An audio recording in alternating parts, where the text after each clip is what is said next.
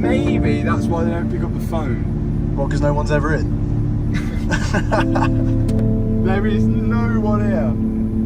El jueves por la tarde, 3 días después de Mónaco, Matt Armstrong está de pie en su taller, todavía rodeado de maletas, bolsas de cámara medio abiertas y un café que ya se ha enfriado sobre el banco de trabajo. El Veyron que está detrás de él está cubierto con la suciedad acumulada en la carretera tras recorrer 4 países: Francia, Suiza, Mónaco e Italia. Hay insectos pegados en la parte delantera, polvo en la trasera y sal en las llantas. Entonces suena su teléfono, un número internacional con prefijo de Francia. Está a punto de dejar que deje de sonar. Supone que será otro periodista buscando una declaración sobre la fábrica vacía de Molsheim, pero lo que escucha durante los 2 minutos siguientes va a sacudirlo más que cualquier otra cosa ocurrida en toda esta odisea de 2 años. Más que el bloqueo del VIN, más que las bromas sobre el VIN, más que las imágenes de la fábrica vacía, más incluso que el módulo de combustible de 4.500 libras que nunca funcionó, porque al otro lado de la línea está Bugatti. Y no llaman para disculparse por nada,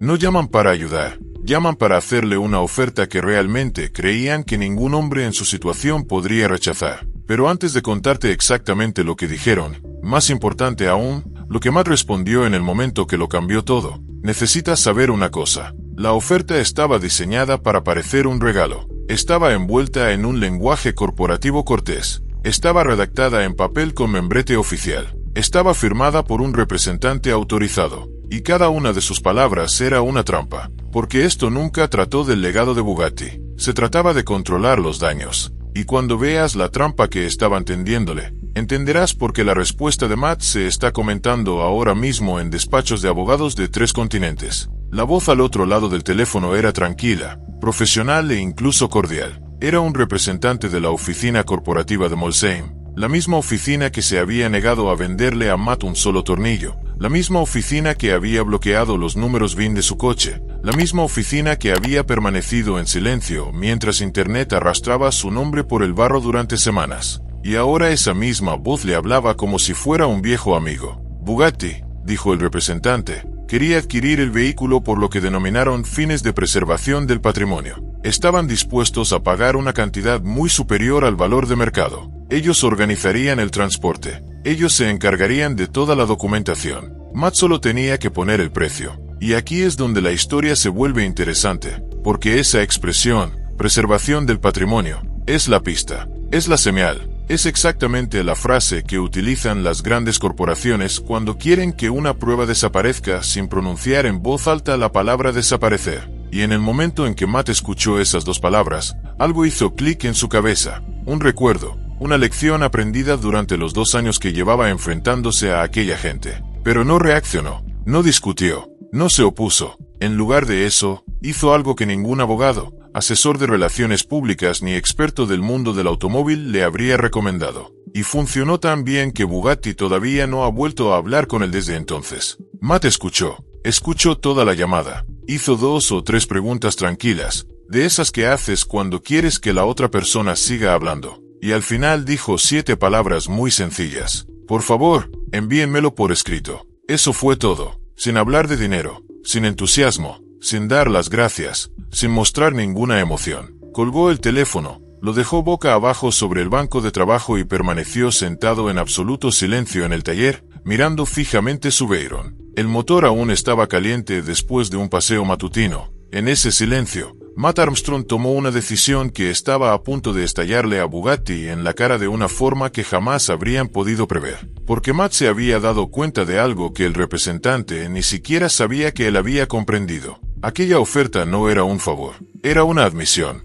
En el lenguaje de la estrategia corporativa, no ofreces recomprar un coche que crees que es peligroso. No ofreces recomprar un coche que crees que fue reparado ilegalmente. No ofreces recomprar un coche que te avergonzaría que siguiera circulando por la carretera debido a sus defectos. Solo ofreces recomprar un coche que es auténtico. Un coche que funciona. Un coche que demuestra que estabas equivocado. Y aquella oferta era una prueba, salida de la propia boca de Bugatti, de que todo lo que Matt había dicho durante los 2 últimos años era cierto. Para entender la magnitud de esta admisión, hay que recordar el estado en el que se encontraba ese Veyron cuando Matt lo compró. Era un desastre. Ni siquiera podía llamarse un coche de proyecto. Era un auténtico siniestro. Había sido abandonado por su anterior propietario, que había utilizado el combustible equivocado, ignorado los intervalos de mantenimiento y finalmente decidió deshacerse de él cuando las facturas de reparación alcanzaron una cifra que ninguna persona sensata podría justificar. La postura oficial de Bugatti respecto a coches en ese estado era absolutamente clara. Solo debían ser manipulados en instalaciones autorizadas por la fábrica, únicamente por técnicos formados por la propia fábrica y exclusivamente utilizando piezas suministradas por Bugatti. Cualquier otra cosa, decían, sería peligrosa. Cualquier otra cosa pondría en riesgo la vida del conductor. Así que Matt hizo primero lo correcto. Los llamó, pidió piezas, solicitó información técnica, pidió orientación básica. Lo único que obtuvo fue una negativa. Silencio, correos electrónicos ignorados. Y cuando empezó a documentar la reconstrucción en YouTube para que todo el mundo pudiera verla, Bugatti dio su paso más agresivo hasta ese momento. Bloquearon los números VIN del coche para que ninguna herramienta de diagnóstico del mundo pudiera comunicarse con él. En la práctica, fue una ejecución digital. Un mensaje silencioso que decía, este coche es nuestro. Siempre será nuestro y nunca podrás repararlo correctamente. Hagas lo que hagas. Pero Matt no se detuvo. Reconstruyó el motor pieza por pieza. Reconstruyó la caja de cambios. Reemplazó el sistema de combustible. Cada vez que Bugatti afirmaba que una pieza era propietaria, Matt encontraba exactamente la misma pieza en el catálogo de repuestos del grupo Volkswagen por una fracción del precio. No fue porque tuviera suerte, sino porque entendía lo que todo el ecosistema de la fábrica estaba ocultando, que la mayor parte del Veyron es, en realidad, un Volkswagen brillantemente diseñado con un emblema diferente en la parte delantera. Y entonces hizo lo único que Bugatti realmente esperaba que nunca se atreviera a hacer. No estacionó el coche en una sala de exposición para que lo admiraran. No lo llevó a un día de circuito para publicar vídeos. Lo condujo, realmente lo condujo, miles de kilómetros por carreteras reales, atravesando 4 países, cruzando puertos de montaña, bajo la lluvia en las autopistas, pasando por túneles alpinos. Cada kilómetro era un experimento en vivo, cada hora una prueba más. Y lo que descubrió durante ese viaje fue lo que desencadenó la llamada telefónica del jueves por la tarde de la que te hablé al comienzo de este vídeo, porque Matt no solo condujo hasta Mónaco para ver las luces del casino,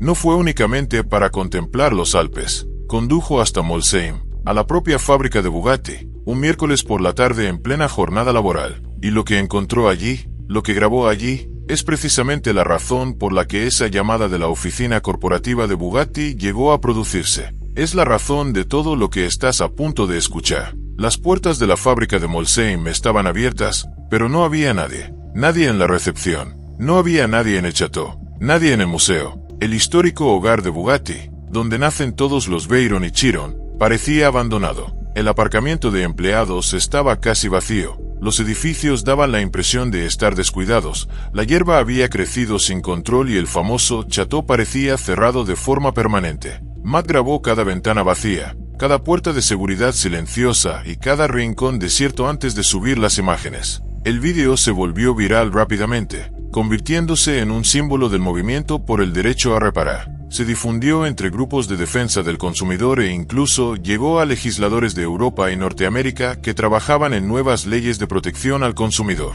La imagen del Veyron reparado por el propio Matt estacionado frente a la fábrica vacía de Bugatti se convirtió en un poderoso desafío al modelo de negocio de la empresa. 3 días después, llegó la carta que Bugatti había prometido. La primera página contenía una generosa oferta para comprar el Veyron por encima de su valor de mercado, con Bugatti haciéndose cargo del transporte, la documentación y todos los gastos. La mayoría de la gente la habría aceptado de inmediato. Pero la segunda página revelaba el verdadero propósito. Una cláusula establecía que, una vez adquirido, el coche sería retirado del uso público y preservado en la colección histórica de Bugatti. Matt comprendió que Bugatti no estaba comprando el coche, estaba intentando borrar las pruebas de todo lo que él había demostrado. En lugar de negociar, Matt respondió con una sola pregunta. Si Bugatti cree que este coche es lo suficientemente seguro como para comprarlo y conservarlo, ¿por qué se negó a venderme las piezas para repararlo? ¿Por qué bloqueó mi VIN? ¿Por qué ignoró mis llamadas cuando intentaba hacer que el coche fuera seguro? Entonces esperó. Mantuvo el intercambio en privado, sabiendo que Bugatti solo tenía 2 opciones: responder y validar por escrito sus afirmaciones, o guardar silencio. Eligieron el silencio. La carta, los correos electrónicos posteriores y las llamadas telefónicas quedaron todos sin respuesta. Ese silencio se convirtió en la respuesta que Matt necesitaba. La historia ya no trataba de un proyecto para YouTube, se trataba de un fabricante que se negaba a explicar sus propias acciones. Entonces Matt remitió todo el intercambio, no a los medios de comunicación ni a abogados, sino al Comité del Senado de los Estados Unidos que investigaba las cuestiones relacionadas con el derecho a reparar. Junto con la carta de oferta y la cadena de correos electrónicos, incluyó una sola frase: esto es lo que sucede cuando un fabricante se ve obligado a enfrentarse a la verdad. Intenta comprarla. Los documentos pasaron a formar parte del registro oficial de la audiencia. En lugar de retirar discretamente el Veyron, la oferta de Bugatti ayudó a atraer aún más atención hacia el caso. El Veyron sigue hoy en el taller de Matt, cubierto con la suciedad del viaje desde Mónaco. Matt afirma que esa suciedad permanecerá allí porque es la prueba de que el coche funciona, de que el viaje realmente ocurrió y de que un mecánico independiente logró lo que Bugatti afirmaba que era imposible. Desde entonces, la carta de oferta ha sido citada en debates legislativos, solicitada por grupos de defensa del consumidor y estudiada por expertos jurídicos. La imagen del Veyron cubierto de suciedad, frente al chateau vacío de Bugatti, se ha convertido en un símbolo duradero del movimiento por el derecho a reparar. Bugatti intentó hacer desaparecer esa imagen con un talonario de cheques. En cambio, la hizo permanente. Le ofrecieron dinero a Matt. Él les ofreció una sola pregunta. Su silencio se convirtió en la única respuesta que realmente importaba. Con la audiencia acercándose y los documentos ya incorporados al registro oficial, la lucha de Matt Armstrong no había hecho más que comenzar. ¿Y si el desastre que temes no fuera simplemente un contratiempo, sino un paso cuidadosamente planificado dentro de un plan mucho más grande? Matt Armstrong, enfrentado al fracaso de un kit de carrocería que provocó burlas en Internet y escepticismo en la industria, no fue derrotado. Ya estaba preparando un plan de respaldo secreto. Reescribe la historia. Mientras el kit Venom se desmoronaba bajo el escrutinio público, Armstrong organizaba discretamente una solución impecable con especificaciones originales de fábrica que podría cambiarlo todo para las reconstrucciones independientes de Bugatti.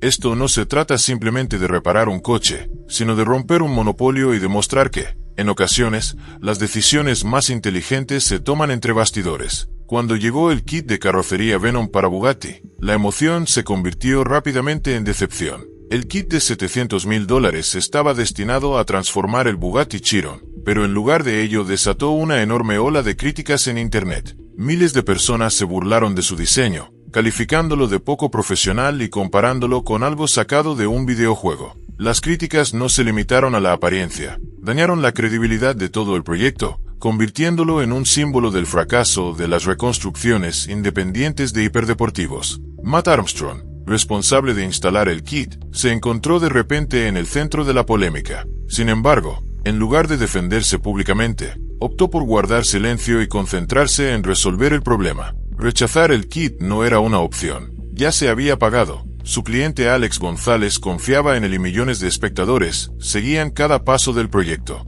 Un estallido público podría perjudicar tanto al proyecto como a la reputación de Armstrong. La presión era aún mayor porque Bugatti lleva mucho tiempo controlando el acceso a sus piezas mediante bloqueos por VIN y estrictas restricciones a sus proveedores. El fracaso del kit Venom parecía reforzar la afirmación de Bugatti de que solo las piezas originales de fábrica eran fiables. Armstrong se enfrentaba a una decisión difícil: entregar un producto defectuoso o arriesgarse a decepcionar tanto a su cliente como a su audiencia. En lugar de criticar públicamente el kit, Armstrong dedicó incontables horas a modificarlo para conseguir que encajara correctamente y mantener el proyecto dentro del calendario previsto. Pero, entre bastidores, ya estaba trabajando en un plan alternativo. Se negó a permitir que el fracaso del kit de carrocería definiera el proyecto. Mientras Internet celebraba lo que parecía un desastre, Armstrong preparaba discretamente un movimiento que podría cambiar por completo la historia. A medida que aumentaban las críticas,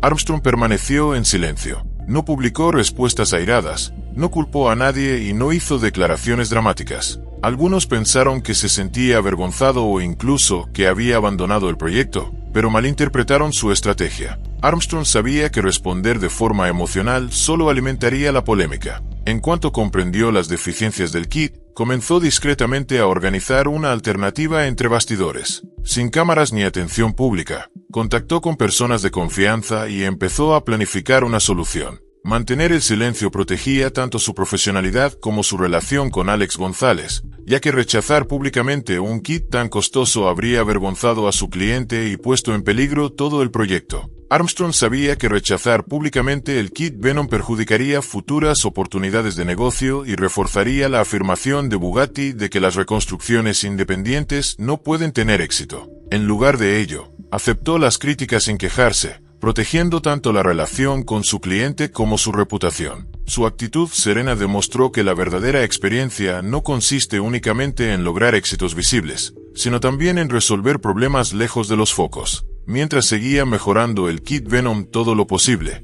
Armstrong desarrollaba en secreto un plan de respaldo. Esta estrategia silenciosa le permitió equilibrar el desafío inmediato con una solución a largo plazo. Lo que muchos interpretaron como una muestra de debilidad era, en realidad, paciencia y control. Mientras Internet se centraba en el aparente fracaso, Armstrong estaba sentando las bases para un regreso extraordinario. Aunque mantuvo oculto el proyecto alternativo, a lo largo de sus vídeos aparecieron pistas sutiles. En una escena, un panel de fibra de carbono parcialmente cubierto parecía idéntico a un panel original del Bugatti Chiron Pure Sport y no a una pieza del kit Venom. En otra, los espectadores pudieron ver brevemente un correo electrónico con el asunto Chiron Pure Sport Panel Specs Confirmed. Especificaciones del panel del Chiron Pure Sport confirmadas, de Motorsport Composites United Kingdom, una empresa conocida por fabricar componentes de fibra de carbono de alta gama para equipos de Fórmula 1 y del Campeonato Mundial de Resistencia.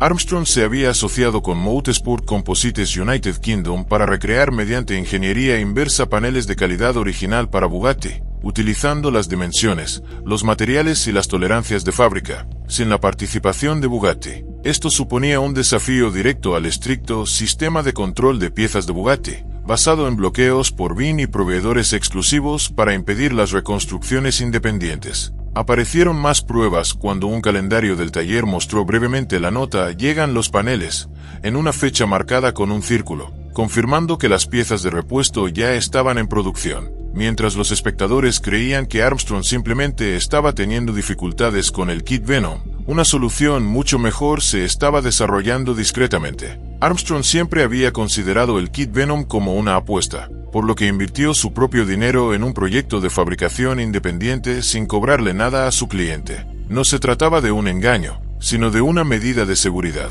Se negó a permitir que el proyecto fracasara por culpa de un kit de carrocería defectuoso. El plan de respaldo demostró la capacidad de Armstrong para anticiparse a los problemas en lugar de limitarse a reaccionar ante ellos. En vez de depender de Bugatti, creó una cadena de suministro independiente capaz de fabricar paneles de reemplazo con calidad de fábrica. Lo que al principio parecía un fracaso público terminó formando parte de una estrategia mucho más ambiciosa que podía desafiar el monopolio de larga duración de Bugatti sobre las piezas de repuesto. Para lograrlo, Armstrong trabajó estrechamente con Motorsport Composites United Kingdom, una empresa en la que confían los principales equipos de competición por su precisión en la fabricación de fibra de carbono. Utilizando mediciones detalladas, planos técnicos y un meticuloso proceso de ingeniería inversa, recrearon los paneles del Chiron Pure Sport conforme a las especificaciones de fábrica. A diferencia del kit Venom, fabricado con materiales compuestos más económicos, estos paneles utilizaban auténtica fibra de carbono, patrones de tejido originales y dimensiones precisas, preservando los estándares de ingeniería del vehículo. El proyecto demostró que la experiencia de especialistas independientes podía superar las barreras impuestas por la restringida red de suministro de piezas de Bugatti. Aún más sorprendente fue que los paneles fabricados a medida costaron solo una fracción de lo que Bugatti habría cobrado, en caso de haber aceptado venderlos. Armstrong financió todo el plan de respaldo con su propio dinero, considerándolo una inversión tanto en el éxito del proyecto como en su propia credibilidad profesional. El compromiso de Armstrong fue mucho más allá de reparar un automóvil. Arriesgó tanto su dinero como su reputación para proteger el proyecto y mantener la confianza de su cliente. Cada etapa del proceso de fabricación en fibra de carbono fue supervisada cuidadosamente para garantizar que los paneles terminados no solo tuvieran un aspecto impecable, sino que también cumplieran con los exigentes estándares de un hiperdeportivo Bugatti. La comunicación constante con los fabricantes aseguró que ningún detalle pasara por alto, combinando precisión técnica con una artesanía excepcional. Aprovechando la experiencia adquirida en la Fórmula 1 y en las carreras de resistencia, el equipo optimizó los paneles en términos de aerodinámica, peso y ajuste preciso. El resultado no fue simplemente una copia estética, sino un logro integral de ingeniería que se integró perfectamente con la estructura del Chiron, manteniendo intacto su rendimiento y su seguridad. Durante todo el proceso, los nuevos paneles permanecieron como un secreto celosamente guardado. De cara al público, Armstrong seguía pareciendo alguien que luchaba por hacer funcionar el kit Venom, pero entre bastidores una solución muy superior estaba a punto de completarse. Su capacidad para equilibrar el esfuerzo visible con el progreso oculto demostró tanto su habilidad técnica como su visión estratégica a largo plazo. La solución independiente de Armstrong también desafió el estricto control que Bugatti ejerce sobre las piezas de repuesto. Mediante bloqueos vinculados al BIN y acuerdos con proveedores, Bugatti obliga a los propietarios a depender de reparaciones autorizadas por la fábrica, a menudo con costes enormes. Al crear paneles con especificaciones de fábrica fuera de la red oficial, Armstrong demostró que el conocimiento técnico necesario para fabricar componentes con calidad Bugatti existe más allá de la propia empresa. Su colaboración con Motorsport Composites United Kingdom demostró que el monopolio de Bugatti se basa más en el control que en la capacidad técnica. Sus paneles igualaban la calidad de fábrica sin llevar la marca oficial ni tener precios inflados, demostrando que especialistas independientes pueden fabricar repuestos fiables. Para los propietarios de Chiron y Veyron, esto supuso una alternativa a los elevados costes de reparación y a la escasez de piezas, evitando que vehículos reparables fueran declarados pérdida total. El trabajo de Armstrong abrió una nueva vía para restaurar estos hipercoches. El proyecto fue más allá de un solo Bugatti, cuestionando el control absoluto de los fabricantes sobre las reparaciones y las piezas de repuesto. Al demostrar que terceros pueden alcanzar estándares de fábrica, Armstrong desafió el monopolio de Bugatti y podría inspirar a otros especialistas a seguir el mismo camino. Lo que comenzó como el fracaso de un kit de carrocería terminó convirtiéndose en un desafío directo a uno de los sistemas más restrictivos de la industria. Con la llegada de los nuevos paneles de Motorsport Composites United Kingdom, quedaría claro que el kit Venom nunca fue el final del proyecto, sino el inicio de una solución mejor. Armstrong presentaría aquella experiencia como un valioso aprendizaje sobre ajuste, materiales y diseño, agradeciendo además la confianza de Alex González durante todo el proceso. La presentación de los nuevos paneles de fibra de carbono, fabricados con especificaciones de fábrica, demostraría que es posible devolver al Chiron Pure Sport su aspecto original sin depender de Bugatti. Lo que empezó como motivo de burla terminó convirtiéndose en una historia de ingeniería, planificación y perseverancia. Armstrong consolidó su reputación como mecánico y estratega, dispuesto a arriesgar tiempo, dinero y prestigio para lograr el mejor resultado. Más importante aún, el proyecto ofreció una nueva esperanza a propietarios y especialistas independientes, demostrando que las restauraciones con calidad de fábrica son posibles fuera de la red oficial y que la innovación puede superar incluso las barreras más restrictivas.